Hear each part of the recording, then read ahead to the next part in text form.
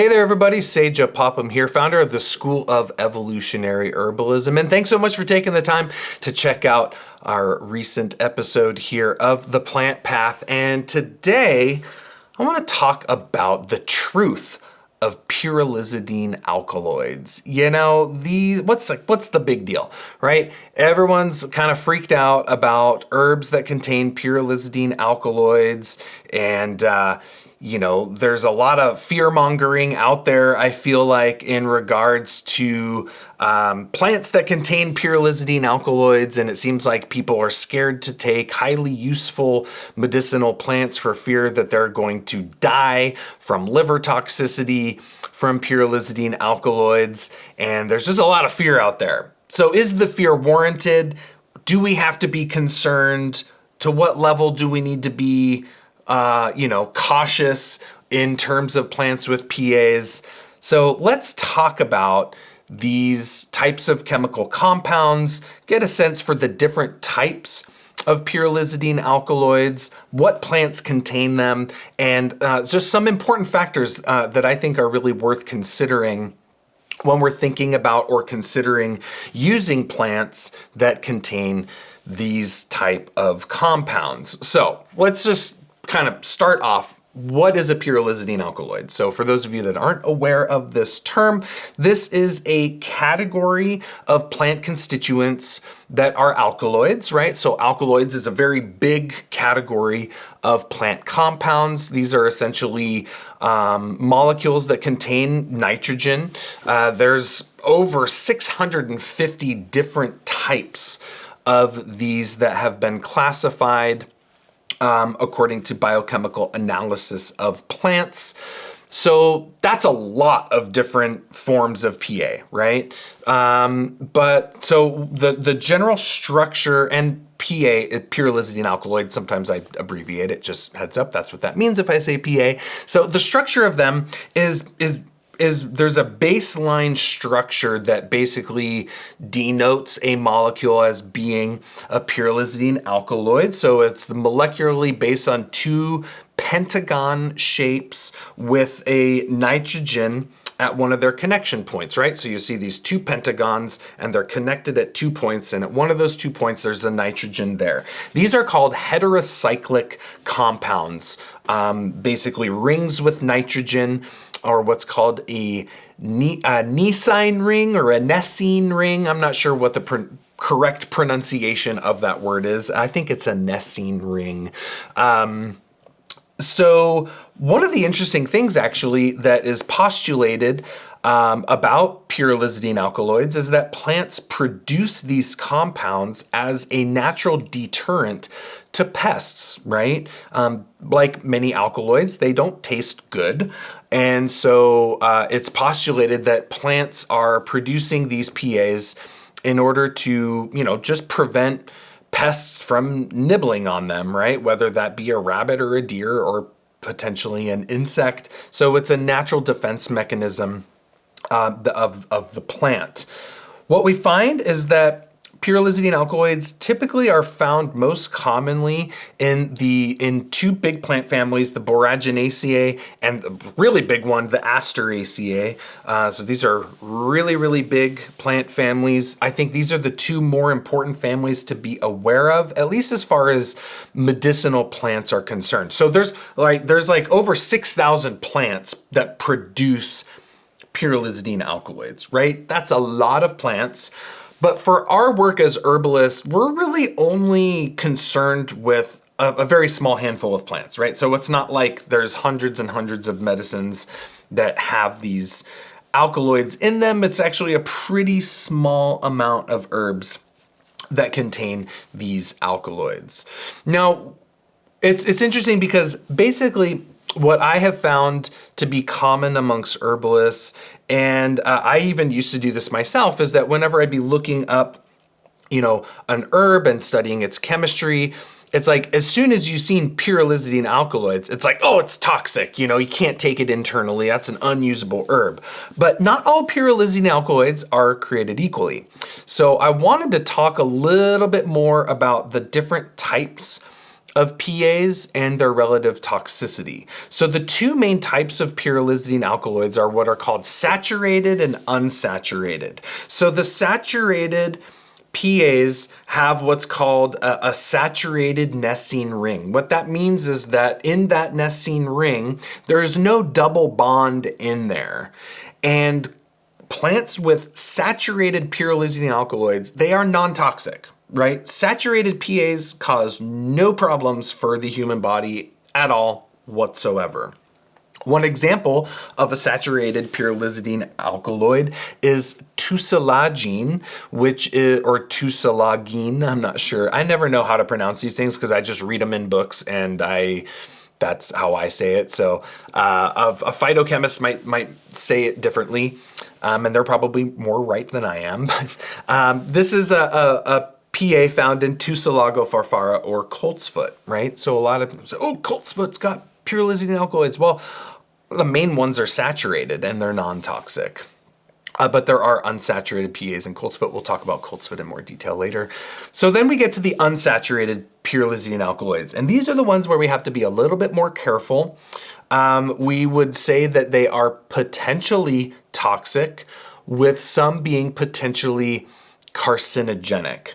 Now, what we find is that there are different subcategories of the unsaturated PAs. So we have the simple pyrrolizidines, we have the monoesters, we have the diesters, and then we have what are called macrocyclic pyrrolizidine alkaloids. And basically these different categories of PAs are increasing in their molecular complexity, right? So the macrocyclic PAs are way more complex in their shape than a simple pyrrolizidine.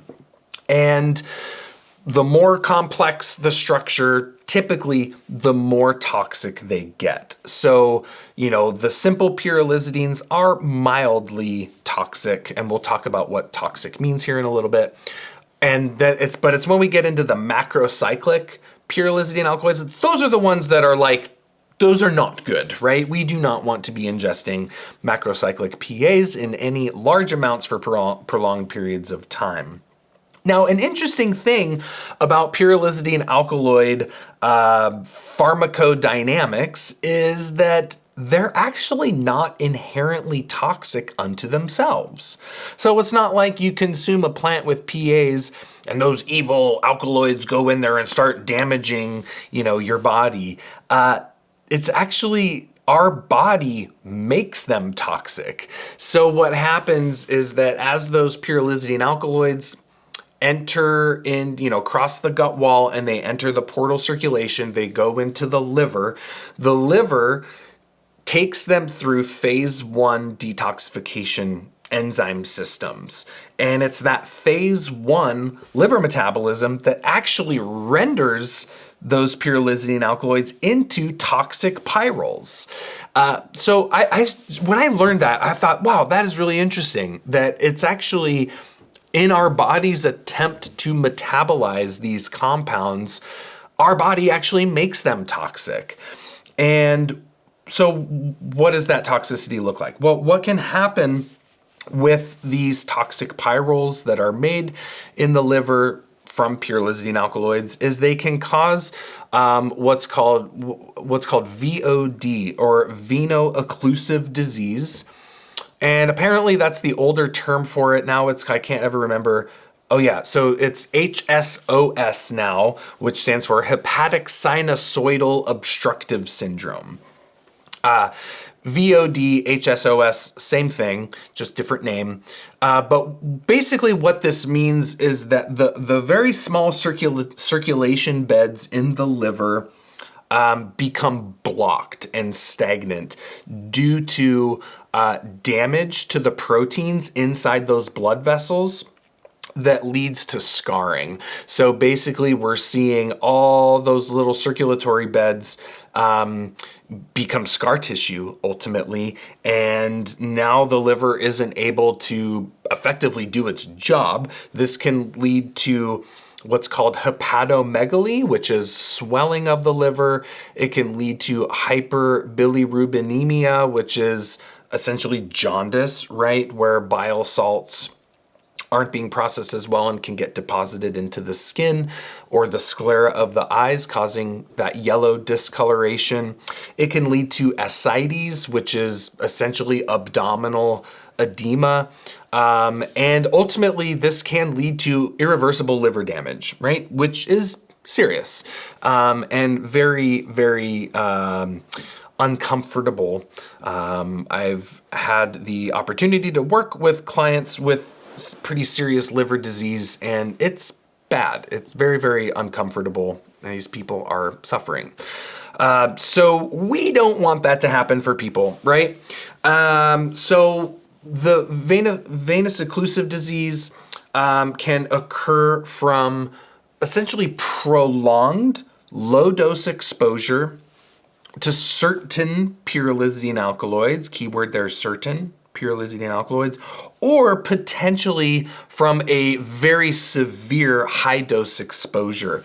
And when we look at the literature of actual PA toxicity, what we find has happened historically is that this oftentimes happens from grain crops that have been contaminated with a certain genus of plants called Senecio. And the Senecio species of plants have the highest concentrations of the most toxic macrocyclic forms of pyrrolizidine alkaloids.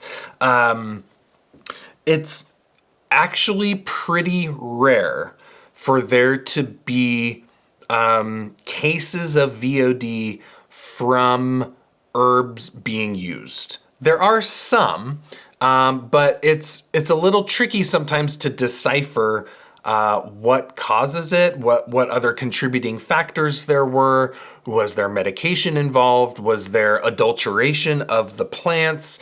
Did they already have a pre-existing liver disease like hepatitis, etc.? So sometimes when you're looking at case reports, it's really important to kind of get very detailed so you can kind of isolate what might be the potential causative factors. That includes what's being taken at what dosage for how long, what other contributing factors are there, etc. Now, the thing about VOD, though, is that this can only be truly diagnosed via biopsy. Right, and that's not exactly like a convenient way of diagnosing a problem. And so what commonly happens is that it can be misdiagnosed sometimes. VOD can be misdiagnosed as something like hepatitis or cirrhosis. So there might be more cases of VOD that kind of fly under the radar due to misdiagnosis. Okay, so that's just a little bit about different types of pyrrolizidine alkaloids. The main ones we're concerned about are the unsaturated, and then within that category of unsaturated, it's really the macrocyclic PAs are the ones that we want to be the most concerned about. And then, the diesters and the simple pyrrols and things like that are going to be milder to more moderately toxic, but it's really the macrocyclic ones that are the most kind of concerning. An important factor when we're considering a discussion of plant chemistry, and I think this is where an understanding of phytochemistry is really the most important for us as herbalists, is when we're talking about solubility, meaning what is going to extract these types of compounds. Because when we're looking at giving someone a medicine, we want to know, is the preparation that we're giving them going to be drawing out the compounds that we want to give them, or not drawing out the compounds that we don't want to give them, right? So what we find here with generally many alkaloids tend to be water soluble, and this is definitely true with the pyrrolizidine alkaloids, and like any alkaloid, they tend to be much more soluble in a low pH, that being an acidic solution. So I always like to think, we have the pH spectrum, you have acidic and you have alkaline. Well, alkaloids tend to be alkaline, and they like to be extracted in its opposite nature and an acidic pH. This is why whenever we're extracting plants that are really rich in alkaloids, it's good to test the pH of your menstruum. And if it is overly alkaline, right, if it's got a high pH, you generally want to make it drop that pH down. This can easily be done by adding a little bit of vinegar to your menstruum. So, when you're extracting, say, ashwagandha or lobelia or any of your berberine containing plants, making sure your pH of your menstruum is low is really, really helpful because you will better extract those alkaloids. But what does this mean? This means water extracts of PA-containing plants will generally extract those alkaloids quite well. This also includes a hydroethanolic extract, a tincture, that has a lower percentage of alcohol. This is going to be, I would say, anywhere between 27-ish%, which is usually the lower range of alcohol that you want to use for a tincture, up to like 40-50% alcohol. You're going to see you're going to see a concentration of these PAs in those types of preparations. Now, I know that's like a big downer because it's like, oh, well, water extracts and alcohol extracts, that's what we usually use as herbalists, right? But the good news is that these are not oil-soluble compounds. And the one herb that is like the big one everyone talks about in regards to pyrrolizidine alkaloids is comfrey.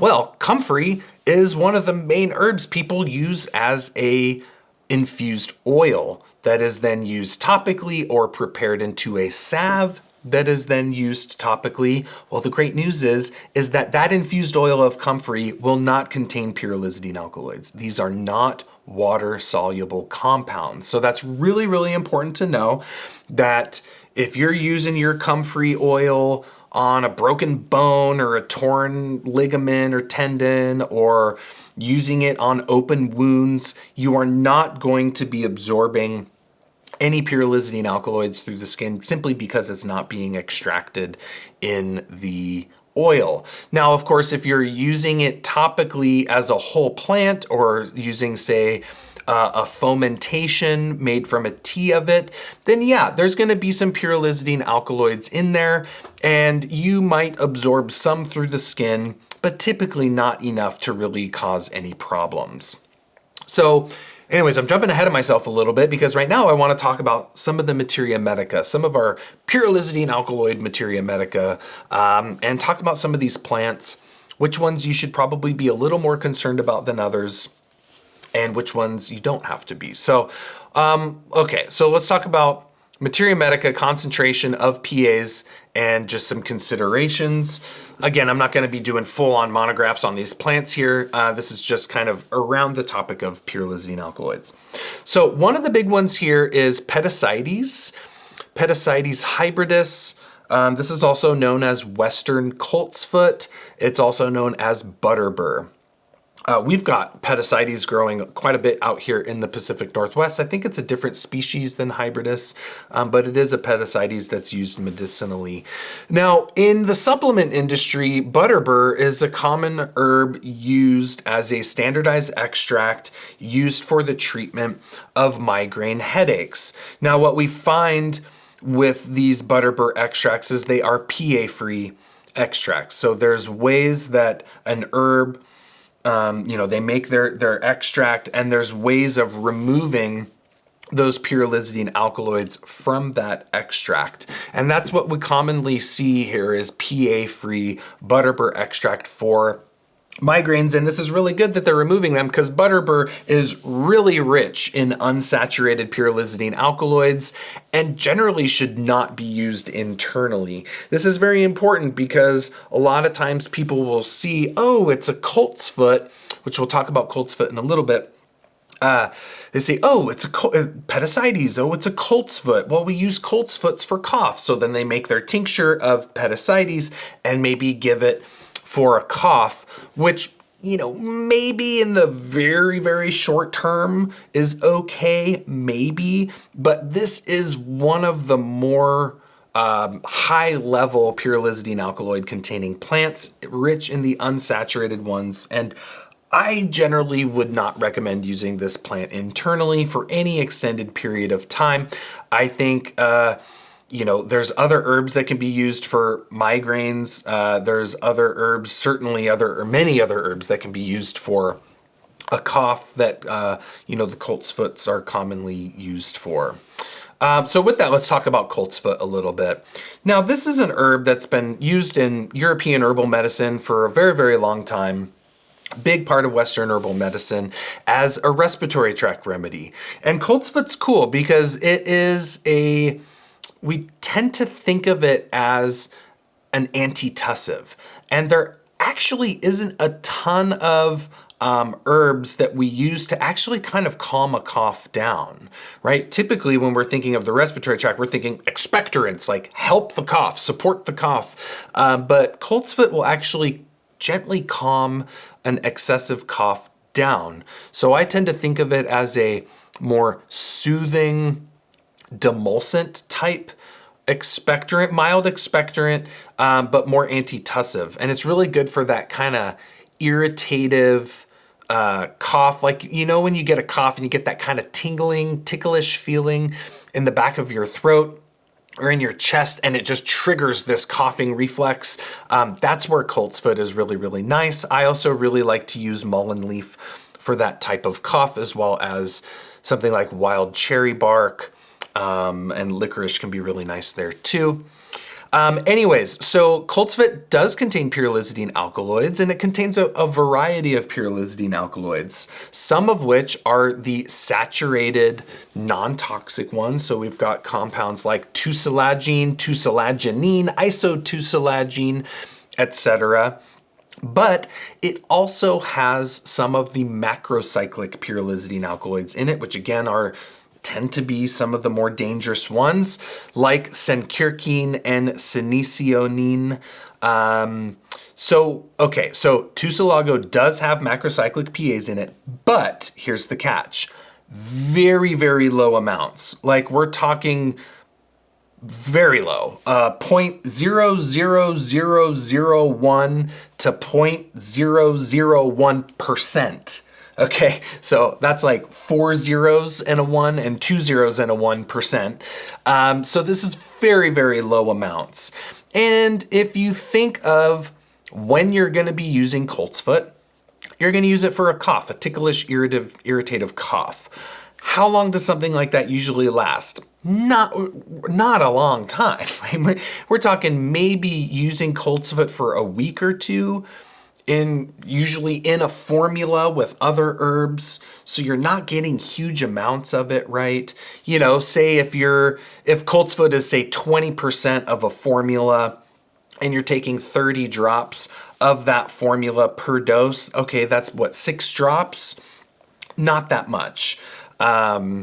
So that being said, I think it is a shorter term use herb because it does have some of the macrocyclic PAs in it. But again, there's such low amounts. I don't think we have to be overly concerned about coltsfoot. That being said, this is not an herb that you should take every day in super high doses for a prolonged period of time. And that's not how we would use this herb anyway. And you'll find that this is a theme with the pyrrolizidine alkaloid herbs, that these are typically not herbs that you would want to take every day in super high doses for really prolonged periods of time. So that's what I would say about coltsfoot. There have been case reports of PA toxicity and potential VOD associated with ingestion of tusilago. But here's the deal. It turns out that the product being taken was adulterated with pedicides. And pedicides has very high amounts, broad spectrum amounts of the unsaturated macrocyclic PAs in much larger amounts than tusilago has. So once again, it's like we have to dig into the research and see, because those case reports, it actually turned out it wasn't actually tusilago. Let's talk about the big one here. Comfrey, Symphytum officinale. This is the big one, right? This is the one herb that most people are aware of as having pyrrolizidine alkaloids in it. because this is one of our best topical herbs, right? It's amazing. I think it hands down is one of our best, most important topical herbs for broken bones, sprains, strains, torn ligaments, strengthening the bones, and healing wounds, right? We all know this about comfrey. We usually only talk about comfrey for topical application because of the fear of its pyrrolizidine alkaloids, but this is an herb that has traditionally been used in herbal medicine internally for a long time, right? And it wasn't until scientists came along and did some constituent analysis that we found, whoa, there's these toxic pyrrolizidine alkaloids in there. And then it was like big fear, don't take comfrey internally, even though it's been taken internally for a very, very long time, apparently without any problems associated with it. So it has a variety of pyrrolizidine alkaloids. Most of them are monoesters and diesters. So remember, you've got your simple pyrrols, your monoesters, your diesters, and then your macrocyclics. It doesn't have macrocyclic pyrrolizidine alkaloids. It has the monoesters and diesters, which are the mild to moderately toxic forms of PAs. So again, we're in the mild to moderate spectrum here. Now, here's some of the things about comfrey that you gotta know. First of all, we typically use the roots or the leaves of comfrey as medicine, pretty interchangeably. I think the roots have a little more demulcent property to them than the leaves do, but the leaves certainly have demulcent property to them as well. But what we find is that the roots are significantly more concentrated than the leaf. And amongst the leaves, it is the younger leaves, the freshly growing leaves, tend to be more concentrated in PAs than the older leaves. So if we're talking parts of comfrey used, you have the most concentrated to the least concentrated. You have the root, you have the young leaf, and then you have the mature leaves. Now, within comfrey, you also have different species of comfrey. You've got the main species that we typically use in Western herbalism is Symphytum officinale, right? The official comfrey. Well, it turns out that Symphytum officinale is the lowest concentration PA of all of the comfreys. And that the Russian comfrey, which hybridus, no, I can't remember the Latin name of the Russian comfrey off the top of my head. For that, I apologize. But the Russian comfrey is one of the more concentrated PA forms of comfrey. So basically the gist of it, if you want to use comfrey, use the older leaves and use Symphytum officinale. And if you are going to use it internally, basically use it short term, and it's unfortunate because this is a profoundly gut healing herb, right?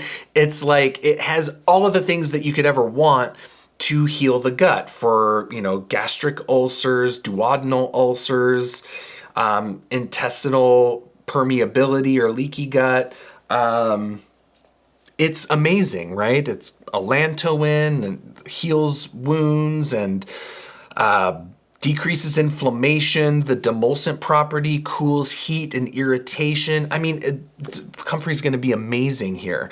But we just have to be aware. So I do think comfrey is an herb that can potentially, in the right client, be applied in smaller amounts in formula for a short period of time to aid in the healing of digestive type issues like ulceration and leaky gut. But that being said, there are other herbs that you can use too, right? There's lots of demulcents, there's lots of vulneraries, calendula and plantain and yarrow, and for the vulneraries, or marshmallow or slippery elm, right? For the demulcent property. You can certainly create really, really effective digestive system healing formulas without comfrey. But sometimes the best herb is the one that you have. And if you've got some comfrey, I think that it can be used, again, in the right client in small amounts for a short period of time. So I just want to make sure that's really clear. In the right client, i.e. right client in this situation being not someone that has liver disease, right? So if they've got hepatitis, cirrhosis, if they've got some form of liver pathology happening, right? We want to definitely avoid giving them comfrey. And again, small amount, short period of time, usually in formula, and giving breaks in between usage. Borage, Boragio officinalis. This is a remedy that's much more commonly used in like England and Ireland than we see in North America. Commonly used as a nervine relaxant. It's postulated to be an endocrine plant for burnout, exhaustion. It's commonly used for menopause. Neurasthenia. It kind of goes in the nervine tropho-restorative category. What we find is that it has PAs in it. It's in the Boraginaceae family, which is the same family as comfrey. Intermedine, lycopsamine, amabeline, supinine, right? I've got to read these compounds because I can't remember them. These are mild to moderately toxic PAs, but again, they're in very, very low concentrations. So again, this is one of those herbs that it's been used internally for a long time and not really shown to have any problems with it. So again, yes, it has the mild to moderately toxic PAs, but it has them in very low concentrations. So if you're using borage in formula with other herbs, it's probably okay, right? And again, if you want to really play it on the safe side, short-term use, right? Just to give your liver a break so they don't start accumulating in the system. Now the big one, or another big one here that was, I think, maybe disappointing for a lot of people to hear about is boneset. Eupatorium perfoliatum. This is a major, major remedy in North American herbal medicine. Very important plant for the treatment of febrile conditions and as an immunostimulant. So this is primarily used for fevers, infections that cause fevers, specifically those that cause a fever accompanied by deep aches in the muscles and the bones, influenza, dengue fever, chikungunya. It's postulated that it can be very effective for chikungunya. It has been shown to be very effective for dengue. And of course, it's really, really great for influenza and the fevers associated with it. Now, like borage, it has lycopsamine, intermedine, which again, these are monoesters, mild to slightly moderate in their toxicity. It also has, I'm going to butcher this name, but trachalenthamidine, which is a saturated PA and therefore non-toxic. So again, boneset, it's got the milder forms of PAs in relatively lower amounts. And think of it, how do we use boneset? It's really, really bitter. It's really, really cold. And you're using it to treat a flu, basically, right? You're using it when you have a fever. It has some expectorant properties as well. It has some immunostimulant properties. It's said to be antiviral, antibacterial, etc. But again, you're using the herb in an acute situation. Boneset is not a nutritive, tonic, rejuvenating herb that you need to take for 6 to 8 months to see the beneficial effect, right? That's not boneset. This is an acute use herb. So yes, typically if we're going for the diaphoretic effect, we do want to drink it as a tea. Good luck. It's horrendously bitter. And yes, that tea will extract some of those pyrrolizidine alkaloids. But again, if you're drinking 2 to 3 cups of boneset tea, and maybe it's mixed in with other herbs that are diaphoretic, like elderflower, or peppermint, or yarrow, or pleurisy root, you're going to do that for maybe a week max, 2 weeks max. I don't really think it's anything to be too concerned about. And that's 2 weeks max if you've got like a really bad fever. Typically, like a influenza fever, if you're not suppressing it, it'll last a few days. So you're not taking the like inordinate amounts of bone set that I don't think it poses much of a risk if you're using it again in smaller amounts. And it's so bitter, you can't take a lot of it. Like a half teaspoon to a teaspoon per 8 ounces of water for an infusion is perfectly fine for a diaphoretic preparation of bone set. So it's a short-term use plant anyways. We find this also with its cousin, Eupatorium purpureum, which is gravel root. And gravel root is used as a urinary tract herb. As the name implies, gravel root, it's classically used to treat pain associated with urinary calculi or kidney stones. It's a really good flushing treatment as a diuretic, and it's essentially used as an anodyne or analgesic for the urinary tract. So pain in the urinary tract.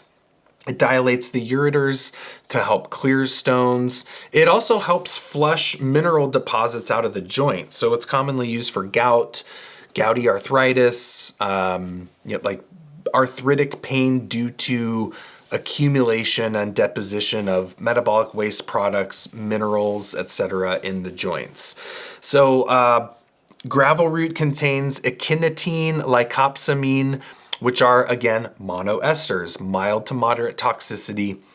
And again, short-term use. We don't really use gravel root for long-term periods of time anyway. You'll use it while you have the acute symptoms. Again, typically in formula with other herbs. And I don't think it's one that we have to be overly cautious about because, again, it's our milder PAs in lower concentrations, and you're using it for the short term. Okay, echinacea. This is a big one. This is the last herb I'll talk about. These plants, the echinacea, purpurea, and gustifolia, contain only non-toxic saturated pyrrolizidine alkaloids.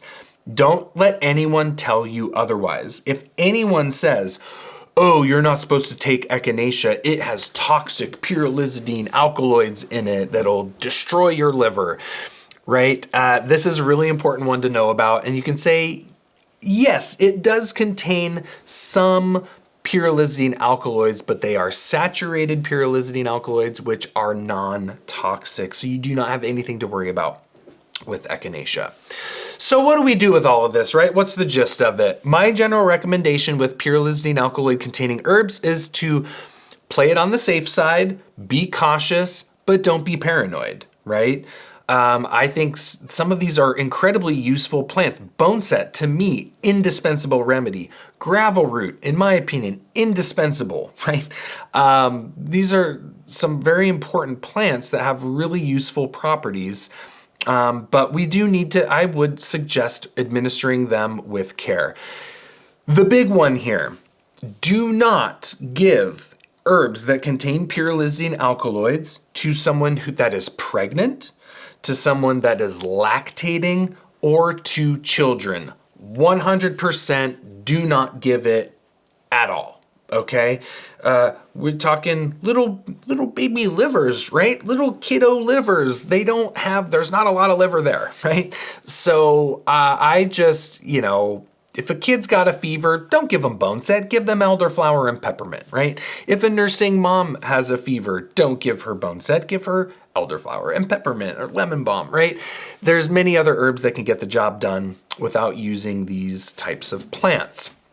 I would also, no usage in pregnancy, lactation, or children. I would make adult usage of pyrrolizidine alkaloid containing plants, internal usage, short-term only. I would not give them longer than 2 weeks in moderate to small doses. 100% do not use them in people with diagnosed liver pathology, right? Someone's got liver disease, don't give them pyrrolizidine alkaloid containing plants.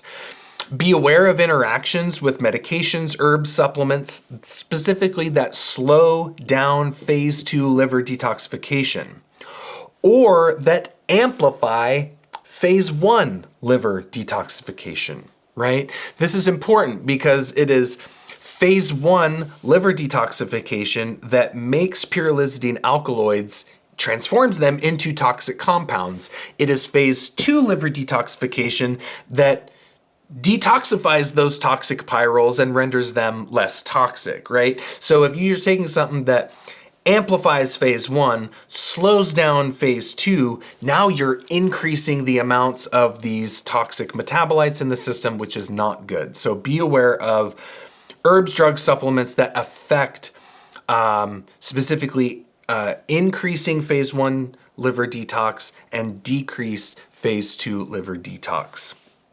Keep in mind, there are very few reported cases of hepatotoxicity from medicinal plants that contain pyrrolizidine alkaloids, like herbs given to someone by an herbalist or someone just taking herbs off the shelf. There are very few cases of this, right? While there are millions of cases of hepatotoxicity from acetaminophen, right? Non-steroidal anti-inflammatory drugs that are available over the counter. And of course, prescription medications. There's lots and lots of reports of that. So, I mean, honestly, taking high doses of acetaminophen over a longer period of time is much more dangerous than taking small amounts of PA-containing herbs in a short-term period of time. So be cautious of the research and the studies, right? Don't get freaked out. Like, read the study, read the case report. Was the plant properly identified? Has it been adulterated? How long was the consumption for? What were other contributing factors?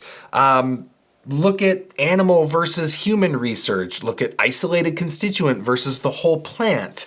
These are things we have to be aware of with research in general. I've got another post on kind of deciphering herbal research and whether it's trustworthy or not and kind of how to approach that. So be sure to check that post out if you want a little bit more details on that. But just don't take information at face value. If something is being based off of scientific research, read it, unless it's coming from a very trustworthy source. Now, my mentor, one of my mentors, David Winston, generally recommends not consuming these herbs for more than 1 week at a time and for no more than 4 weeks a year. The German government says specifically not to use coltsfoot for more than 26 days per year in total, right? So you get 26 days of coltsfoot a year. So these are just some other recommendations to play it on the safe side. And I think that's really kind of the bottom line, right? Don't take it. I would follow David's advice. Don't take it for more than a week at a time, no more than 4 weeks out of the year, no pregnancy, no lactation, no children, and no one with liver disease. So that is the truth about pyrrolizidine alkaloids, and I hope that you found that useful. I know this one went a little bit long, but I feel like this is an important topic to talk about. I feel like it's important to dig into these types of things in a little bit more detail, just so you know, so you're more educated and aware of what plants contain pyrrolizidine alkaloids, which ones you got to be a little bit more cautious of, and how you can potentially use them safely, but also effectively in your herbal practice. So thank you so much for making it this far in this video. If you're still with me, I really, really appreciate it. It does help support our channels here, whether it's YouTube or the podcast or on our blog or wherever else that you might be consuming this content. I really do appreciate it. If you want to further help out and support, spread the word and the love of herbal medicine, hit the like button, hit the subscribe button, leave us a good review on the podcast. It really does help kind of with the algorithm and just exposing our channels to more people so they can learn good stuff about herbal medicine for free. If you're checking it out anywhere else other than our website, be sure to head on over to evolutionaryherbalism.com, where we've got all sorts of great free stuff over there for you, along with more in-depth courses and ways that can support you on your plant path. So thank you very much. Once again, I really appreciate you taking the time out of your day to be with me. Hope you learned something good and new about pyrrolizidine alkaloids. And until the next one, take care and be well.